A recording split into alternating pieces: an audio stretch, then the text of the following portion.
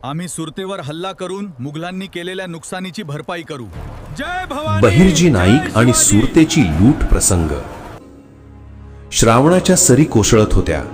शेतीची कामे करायला बळीराजा नव्या जोमाने तयारी करत होता। राजगडाला सह्याद्रीच्या राक्षसी पावसाचा आणि भन्नाट वाऱ्याचा अभिषेक सुरू झाला होता। गेली 4 वर्ष शाहिस्तेखानाने स्वराज्याला पिळवटून टाकले होते। त्यातून स्वराज्य आत्ताच कुठे सावरले होते, पण आपला राजा सर्व काही ठीक करतील यावर जनतेचा विश्वास होता। सर्व काही निवांत होते।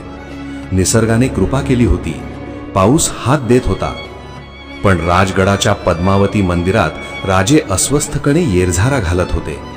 स्वराज्य शांत असले तरी राजीच्या मनाला शांतता नव्हती। स्वराज्य उभे राहत होते, नाही ते धावते करायचे होते। स्वराज्याला मलमपट्टी करायची होती। अनेक उद्ध्वस्त संसार नव्याने मांडायचे होते, पण कसे करणार सर्व? राजांच्या भव्य कपाळावरचे द्विभोटी गंध चितेमुळे आक्रसले जात होते। राजांची नजर राजगडापासून 150 कोस दूर असलेल्या औरंगजेबाच्या सुरतेवर रोखली होती। पण लगेच आज ठरले आणि उद्या निघाले असे करून चालणार नव्हते। कामगिरी फत्ते करण्याआधी तिथली खडा न खडा माहिती हवी होती। अनेक ठिकाणी मोगलांची ठाणी होती, खडी सेना होती आणि स्वराज्यातले काही घरभेदीही होते। आणि मुख्य म्हणजे ती सुरत ही काही ऐण्यागैण्याची नव्हती, साक्षात औरंगजेबाची होती। तेवढ्यात मंदिराचे पुजारी राजासमोर आरतीचे ताट घेऊन आले। राजांची नजर त्या पुजाऱ्याच्या चेहऱ्यावर लागली होती। तो नेहमीचा पुजारी वाटत असला तरी तो नव्हता। त्या माणसाने अगदी त्या पुजाऱ्याचा वेश अगदी हुबेहूब वठवला होता। दोघांची नजरानजर होताच राजांच्या कपाळावरचे द्विभोटी गंध शिवाच्या 3ऱ्या डोळ्यासारखे अगदी स्थिर झाले। चिंता जाऊन चेहऱ्यावर एक हलकीशी स्मितरेषा उमटली आणि राजे बोलते झाले, वाह बहिर्जी वाह। आणि राजांनी आपला मनसुबा सांगितला।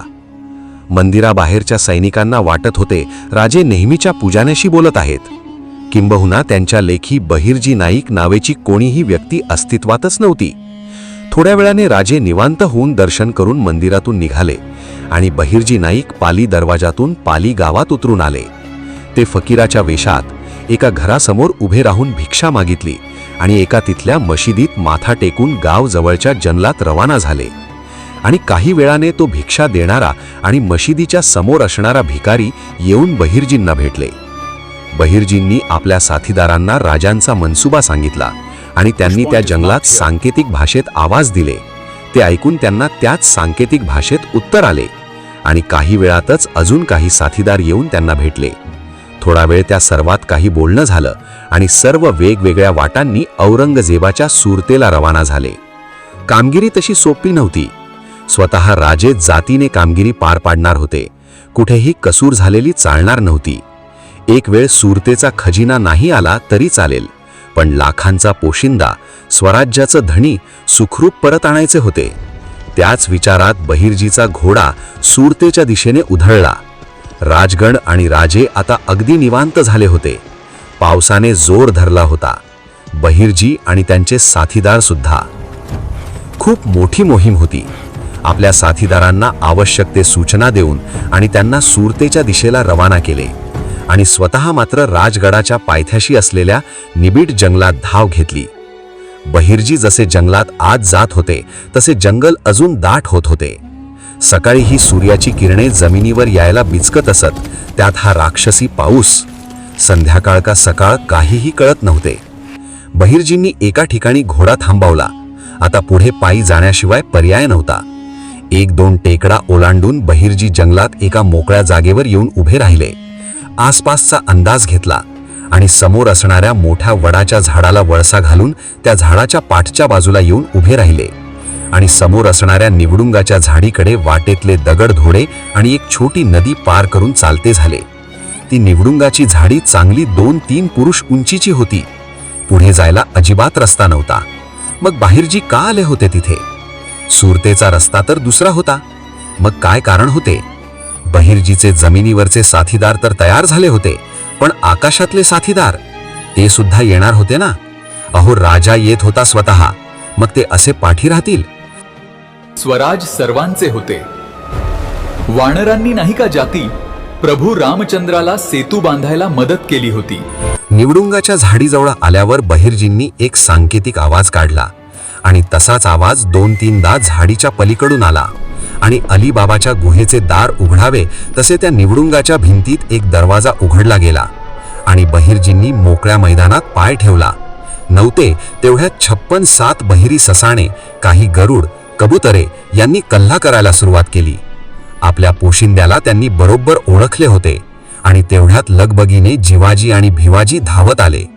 हे जिवाजी आणि भिवाजी बंधू पक्षी आणि प्राण्यांचे आवाज काढण्यात एकदम पारंगत होते आणि प्राण्यांची भाषा सुद्धा जाणत होते. बहिर्जींनीच त्यांना शोधले होते.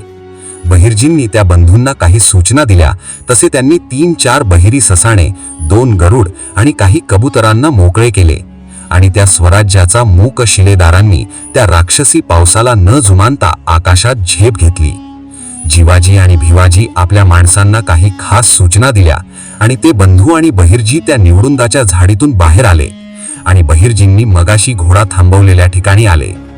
तिथून उत्तर दिशेला 4-5 मैल ती तिघे चालत गेले आणि एक डोंगरावर चढले आणि जंगलातली ती सर्वात उंच जागा असल्यामुळे तिथून आसपासचं जंगल नीट नजरेत येत होते.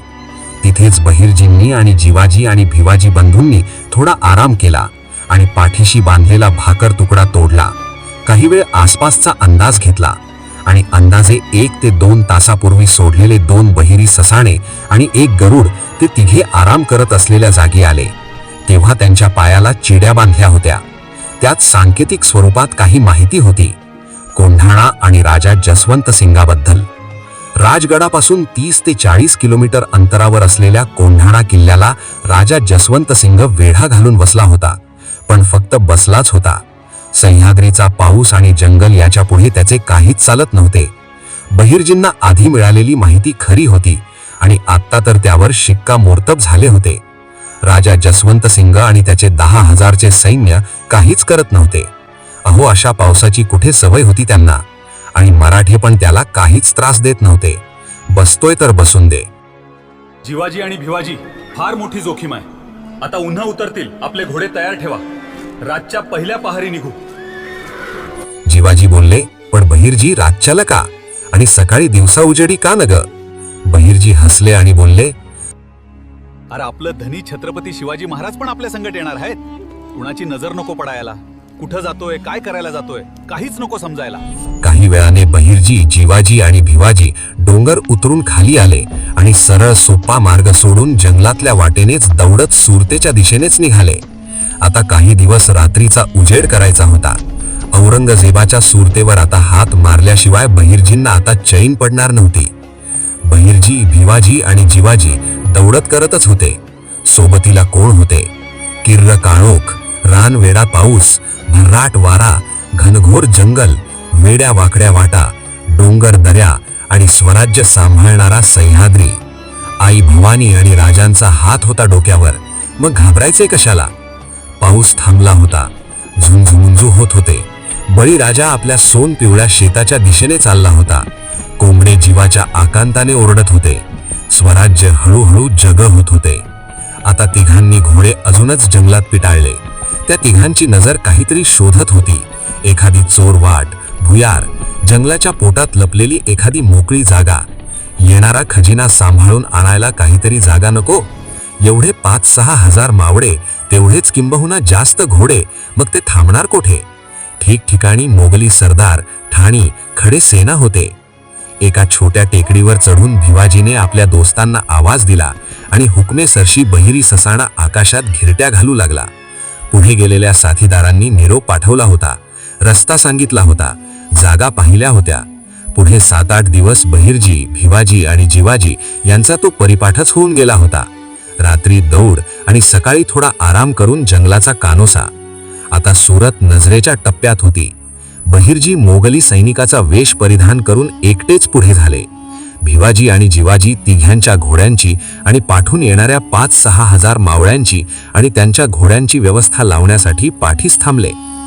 सुरत, दक्षिणेला भरभक्कम बुरहानपूर दरवाजा. मुख्य रस्ता तिथूनच होता. बाजूला खळाळता समुद्र. समुद्रावर सज्ज असलेली कित्येक मोगली जहाजं, डच, इंग्रज, पोर्तुगीज, अरब यांच्या वखारी, व्यापारी बहरजी बोहरा, हाजी कासम, हाजी बेग आणि अब्दुल जाफर यांचे उंची महाल, मोठमोठे वाडे, त्याला सोन्याचे खांब, नक्षीदार कमानीच्या खिडक्या, प्रशस्त रस्ते, त्यावरून धावणाऱ्या मेना, पालख्या, इंग्रजांच्या 4 चाकी बग्ग्या, व्यापारी आणि यात्रेकरू यांच्यासाठी बांधलेल्या सराया, देशोदेशींचे वकील, खास औरंगजेबासाठी नजराणा म्हणून आणलेले जातीवंत 200 अरबी घोडे, कित्येक प्रकारची दुकाने होती सुरतेच्या सुभेदार इनायत खानाच्या किल्ल्याबाहेरच. कुठे केशर, कस्तुरी, चंदन, अत्तर, हस्तिदंत, रेशीम आणि जरीचे कापड, उंची वस्त्रे होती. गुलामांचा आणि स्त्रियांचा व्यापार, त्यातून मिळणारे रगड उत्पन्न. पण राजांना यातील काही नको होते.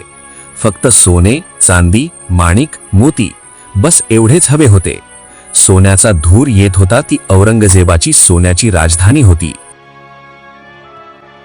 जर तुम्ही खरे छत्रपती शिवाजी महाराजांचे निष्ठावान असाल तर अमृतवेल मराठी या चॅनलला सबस्क्राईब करा आणि हा व्हिडिओ जास्तीत जास्त शेअर करा आणि लाईक करा. मग आपण पुढच्या भागात भेटू.